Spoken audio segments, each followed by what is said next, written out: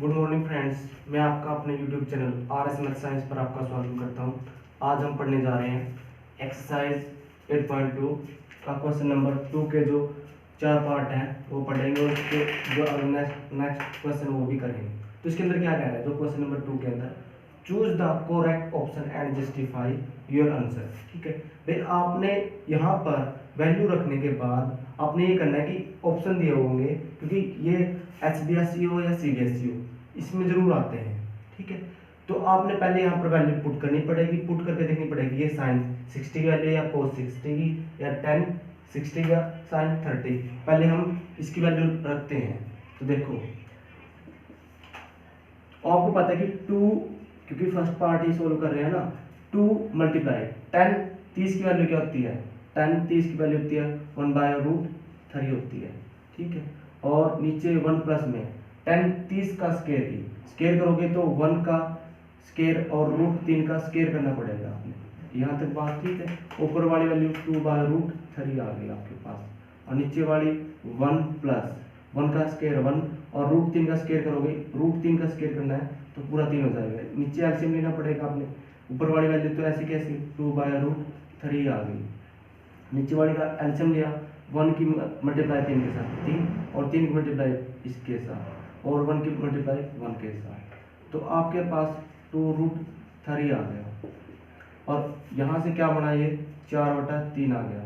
ठीक है, ये ऊपर जाएगा, ये 3 और ये 4, 2 से 4 कटेगा और 3 से ये कटेगा।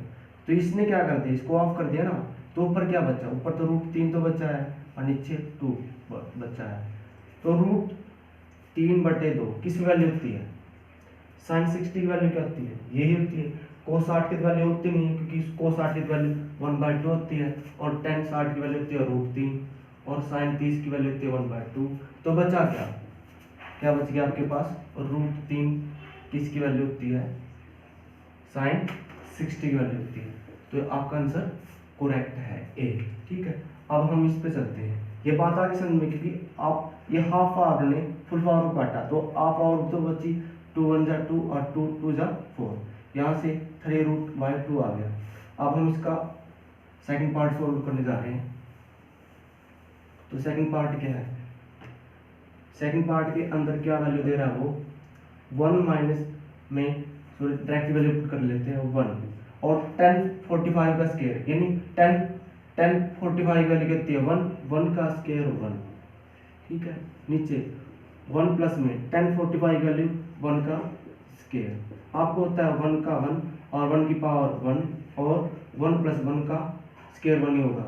तो आपको पता है कि 1 में से 1 गया 0 और 0/2। तो जब 0/2 ऊपर 0 बनना, नीचे कुछ वैल्यू हो जाए तो 0 होता है। ठीक है, तो इसका आंसर क्या दे रहा है वो, tan 40, ये भी नहीं हो सकता, ये भी नहीं हो सकता, ये भी नहीं हो सकता, तो बचा क्या 0। तो आपका आंसर क्या आ गया, आपका डी आंसर आ गया। क्या आ गया, आपका डी आंसर आ गया। अब हम थर्ड पार्ट करने जा रहे हैं इसका।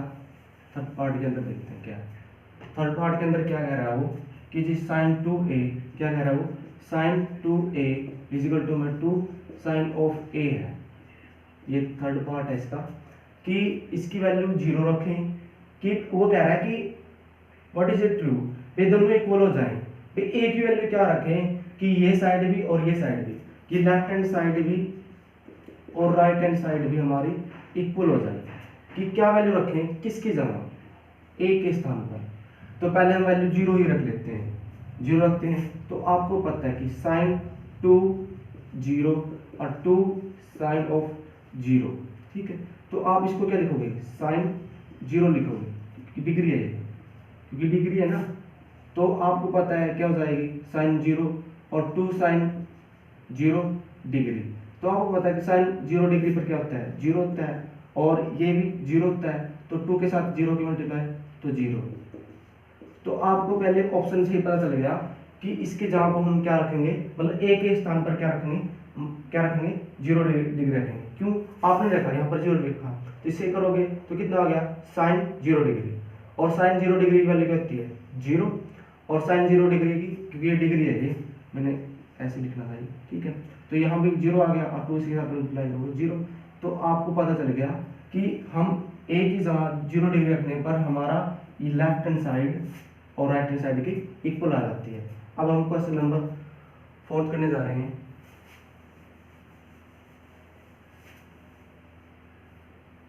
क्वेश्चन नंबर 4 के अंदर क्या कह रहा है, वो डायरेक्टली वैल्यू पुट कर लेते हैं। 2 10 30 की वैल्यू 1/√3, ठीक है। नीचे 1 माइनस 10 30 का स्केयर यानी 1/√3 का स्केयर करना है। तो 2 की मल्टीप्लाई 1 के साथ 2 और नीचे √3, ठीक है। उसके बाद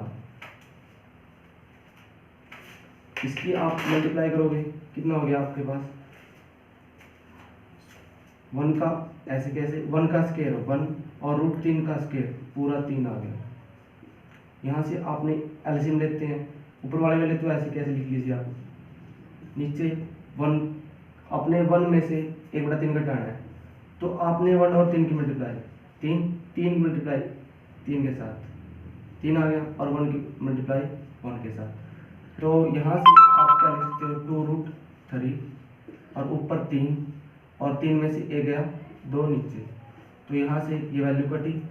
तो आपको पता है ये इसको काटेगा तो कितना काट देगा √3 आ गया। √3 क्यों आ गया, हाफ पावर 1 फुल पावर, तो √3 देखोगे किसकी वैल्यू होती है √3, क्योंकि जो cos 60 की वैल्यू होती है वो cos 60 की वैल्यू होती है 1/2, ये भी नहीं हो सकता। sin 60 की वैल्यू क्या होती है, आप कह सकते हो कि √3/2 होती है, ये भी नहीं है। tan 60 की वैल्यू क्या होती है, tan 60 की वैल्यू होती है √3 और sin 30 की वैल्यू होती है 1/2। तो हमारा ऑप्शन कहाँ आया, सी पे आया। तो यहाँ से हमारा जो क्वेश्चन 2 का 4th पार्ट था उसका आंसर क्या है, सी है, क्योंकि tan 60 की वैल्यू क्या होती है √3 होती है। अब हम क्वेश्चन नंबर 3 करने जा रहे हैं। क्वेश्चन नंबर 3 हमारा क्या दे रहा है, वो tan a प्लस बी किसके इक्वल दे रहा है √3 के, and tan a minus B 1/√3 के। वो क्या कह रहा है कि हमें ये कंडीशन बनाई है कि जो a प्लस बी है वो 90 से छोटा और 0 से बड़ा, और साथ में ये भी कह रहा है कि a is greater than b। हमें तो पहले a और b निकालनी पड़ेगी, a और b निकालेंगे तो पहले हम देखो भाई इसको क्या लिख सकते हैं, tan a प्लस बी है इक्वल टू में √3 है। यहाँ से एक इक्वेशन कैसे निकलेगी, √3 की जगह हम क्या लिख सकते हैं, आप बोल सकते हो फिर √3 किस पे वैल्यू होती है, तो आप कह सकते हो कि ये तो tan 60 की वैल्यू होती है भाई, tan 60 डिग्री पे होती है, और ये भी मल्टीप्लाई में इस साइड और ये भी मल्टीप्लाई में, क्या हम 10 से 10 नहीं काट सकते, तो आप कह सकते हो a plus B equal to में 60। यहाँ से इक्वेशन फर्स्ट आ गई हमारी। इसी तरह जो इक्वेशन 2 है यहाँ से निकलेगी, तो आप कह सकते हो जो tan a माइनस बी है वो किसकी इक्वल है 1/√3 के इक्वल है। तो आपको पता है 1/√3 किस वैल्यू होती है, 10 के अकॉर्डिंग, क्योंकि 10 को काटना है ना, तो आप कह सकते हो 10 30 डिग्री पे होती है, 10 से 10 कटा, तो आप कह सकते हो a माइनस बी की value minus a minus B की वैल्यू क्या है 30 डिग्री है। तो यहाँ इक्वेशन 1, ये तो 1 थी, ये 2 आ गई, ठीक है। अब इक्वेशन 1 में से हम इक्वेशन 1 और 2 को क्या करते हैं, जोड़ते हैं, ठीक है। क्या करते हैं, ऐड करते हैं। तो ऐड करते हैं भाई इक्वेशन 1 एंड 2, क्या लिखोगे, इक्वेशन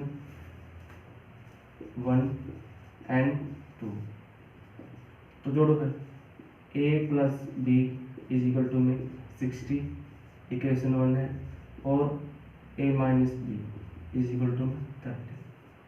जोड़ रहे हो आप, जोड़ोगे तो a प्लस में ये प्लस का है, ये माइनस का है, और ये प्लस का है, ठीक है। a कितने हो गए 2a हो गया, और ये माइनस का ये प्लस का ये कट गए, तो 60 और 30 कितने हो गए 90। तो a की वैल्यू कितनी आ गई, 2 डिवाइड में जाएगा तो कितने आ गई 45 आ गई। इक्वेशन क्या होगी 3 होगी। इस इक्वेशन को आप फर्स्ट के अंदर रख लेना, ठीक है। a की जगह आपके पास ये है a plus B is equal to में 60, a की वैल्यू कितनी है भाई आपके पास 45 और प्लस में b, ठीक है। और b की वैल्यू 60 में से क्या घटेगा 45 घट जाएगा, तो b की वैल्यू क्या आ जाएगी आपके पास 15 आ जाएगी। कितनी आ जाएगी 15। अब वो कंडीशन चेक करके देखते हैं, वो क्या कह रहा है a प्लस बी को जोड़ो, ए प्लस बी को जोड़ो, 45 में 15 जोड़ो, कितने हो गया आपका 60। क्या 60 90 से छोटा नहीं है और 0 से बड़ा नहीं है, ठीक है। इस टाइम पर जो ए है वो हमारा 45 है और बी हमारा 15 है। उसने पहले कहा था ए इज ग्रेटर देन बी, ए की वैल्यू क्या 45 ग्रेटर देन 15 से ज़्यादा नहीं है क्या, ठीक है। अब क्वेश्चन नंबर 4 करने जा रहे हैं। अब क्वेश्चन नंबर 4 करने जा रहे हैं। क्वेश्चन नंबर 4 के अंदर क्या है, state whether the following are true and false.